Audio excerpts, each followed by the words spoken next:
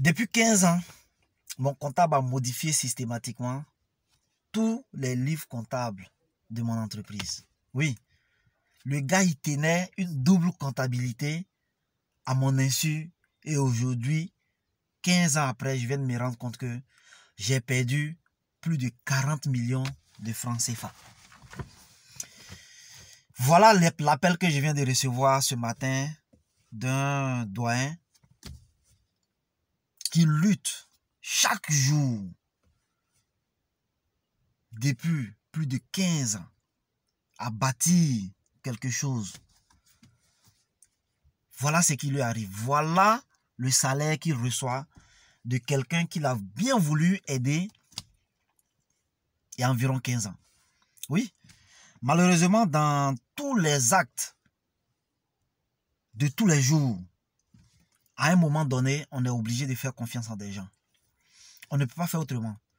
Parce que quand ton entreprise évolue, quand tu es amené à affronter de nouveaux challenges, il est tout naturel que tu puisses faire confiance en d'autres personnes, leur confier d'autres responsabilités pour que toi, tu puisses te concentrer sur d'autres challenges. Dans tous les actes de tous les jours, on est obligé, un tant soit peu, de faire confiance, de déléguer notre confiance en de tierces personnes. Oui. Quand on va inscrire nos enfants à l'école, puisqu'actuellement c'est la rentrée scolaire, ben on fait confiance à l'établissement, au directeur, au fondateur. Quand on va à la mairie pour aller faire nos documents administratifs, on est obligé de déléguer notre confiance à l'état civil. Oui, nous n'avons pas le choix de faire confiance aux autres. Mais malheureusement, nous vivons dans un monde où il y a une crise de confiance. Tout le monde a un prix, comme on le dit. Je suis honnête jusqu'à ce qu'on arrive à mon prix. Voilà ce qu'a vécu notre frère. Pourtant, aujourd'hui, si il avait mis peut-être une procédure, ça, je ne parle même pas encore de domaine informatique. Parce que l'informatique d'aujourd'hui, la technologie qui existe partout aujourd'hui a aussi ses faiblesses. Parce que là, d'aucuns peuvent me dire s'ils utilisaient un logiciel, mais le logiciel est géré par quelqu'un. Les bases de données sont gérées par quelqu'un. D'autres personnes vont me dire non, il y a les niveaux d'accès et autres. Mais quel que soit le niveau d'accès des logiciels que nous utilisons aujourd'hui dans nos entreprises, il y a quelqu'un qui a le pouvoir de modifier de façon unilatérale et systématique toutes les données. Oui, il y a quelqu'un qui a forcément le droit administrateur le plus haut du système qui pourra toujours modifier quelque chose. Mais là, imaginez un instant si un système existait, que je vous explique là, où dès que, selon la procédure qui est établie, dès qu'une information comptable est écrite dans un registre ou bien dans un logiciel, cette information a la possibilité d'être démultipliée par 1 million de fois à travers le monde. À tel point que celui qui a écrit l'écriture, celui qui a inscrit l'information dans le livre n'a même pas la possibilité de la changer. Parce que tout simplement, la seule information que cette personne aura est que je sais clairement que l'information que je viens d'écrire a été multipliée par 1 million de fois à travers le monde, mais je ne sais pas où ça est. Je ne sais pas qui d'autre possède cette information. Vous voyez comment ça peut être intéressant? Parce que dans ce cas-là, le gars, si lui seul il modifie, il sait que demain, en cas de contrôle, tout simplement, il suffit de comparer les 1999 autres livres pour qu'on sache rapidement que c'est lui qui est dans l'erreur ou bien c'est lui qui a fraudé. Oui, ce n'est pas un rêve, cette technologie existe.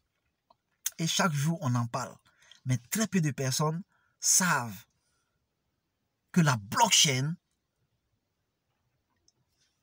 vient résoudre clairement cette problématique de confiance. Oui. Beaucoup d'hommes entendent parler de crypto-monnaie. La crypto-monnaie n'est qu'un cas d'utilisation de la blockchain. La crypto-monnaie est le premier cas d'utilisation de la blockchain, mais qui vient toujours résoudre le même problème de confiance. Nos États, la monnaie étant du ressort de la souveraineté des États, fait que absolument nous sommes obligés de faire confiance à l'État qui gère la monnaie. Mais force est de constater aujourd'hui que le billet de 10 000 qu'on appelait avant, le billet tais-toi, le gros billet rouge, avait plus de valeur que notre billet de 10 000 aujourd'hui. Mais qu'est-ce qui s'est passé en temps dans la réalité? Qu'est-ce qui s'est passé pour que la valeur baisse? Est-ce que le contrat de départ qui nous lie avec la Banque centrale, qui nous lie avec l'UEMOA, qui fait en sorte qu'aujourd'hui, on ait confiance en cette monnaie-là, est-ce que ce contrat de départ est respecté? Est-ce que si on nous avait dit à la création du franc CFA qu'en utilisant le franc CFA, on allait devenir de plus en plus pauvre, est-ce qu'on allait accepter d'utiliser le franc CFA? Je ne pense pas. Quelque part, il y a la confiance qui a été trahie. Il y a une règle qui n'a pas été respectée. Voilà pourquoi l'argent qui est censé être une réserve de valeur perd de la valeur. Oui. Plein d'économistes vont venir bavarder sous cette vidéo pour me dire non, voilà, tu racontes n'importe quoi. Oui, je ne suis pas un expert en économie, mais moi, je suis dans le pragmatisme. Quelqu'un qui avait de l'or, l'or est une réserve de valeur, comme l'argent. L'or est une réserve de valeur comme l'argent. Quelqu'un qui avait de l'or il y a 20 ans et quelqu'un qui avait amassé des francs CFA de la même valeur il y a 20 ans, aujourd'hui, quel est le résultat? L'or en question aura pris de la valeur. Pourquoi?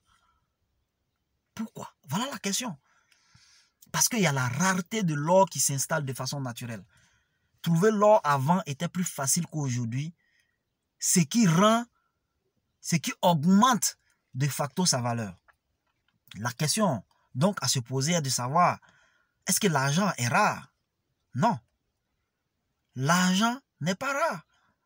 L'argent est un objet qu'on peut imprimer à volonté, selon la politique monétaire. Mais cela va créer l'inflation. Et l'inflation va venir faire quoi? Va venir diluer la valeur de l'argent qui est déjà en circulation. Voilà. Si aujourd'hui on arrive à créer, je ne sais pas moi, de nulle part, 1 million de tonnes d'or, la valeur de l'or va baisser. Ça c'est clair. Mais comme ce n'est pas possible, ben, naturellement, la valeur de l'or va monter. Alors que l'autre côté, l'argent, qui est un objet qu'on peut imprimer, ben, sa valeur ne va faire que baisser. Donc là, il est important pour nous tous d'avoir en vue l'utilité, la quintessence de cette belle technologie qui est la blockchain. Dès maintenant, vous devez vous former à cette technologie, à savoir comment cette technologie peut intervenir dans la sécurisation de vos actes de tous les jours, dans, je dirais, l'apport d'une plus-value intrinsèque dans tout ce que vous faites.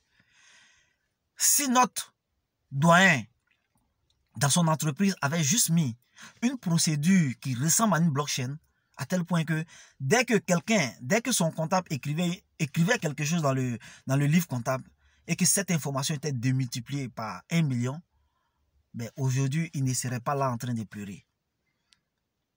Donc, ne nous accrochons pas juste sur la façade, pour moi, de cette belle technologie qui est la crypto-monnaie. J'aime bien le dire, réduire la crypto-monnaie, disons la blockchain à la crypto-monnaie, c'est comme réduire Internet à l'usage de Facebook. Voilà. C'est impossible aujourd'hui de réduire l'usage de la technologie d'Internet à Facebook.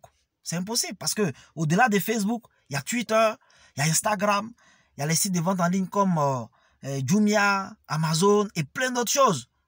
Voilà, la vidéo même qu'on regarde aujourd'hui, c'est sur Internet que c'est possible. Voilà, donc, formez-vous à la crypto-monnaie, formez-vous à la blockchain pour ne pas rater les vraies opportunités. Ça, c'était le message de ce matin. On s'est dit à ciao.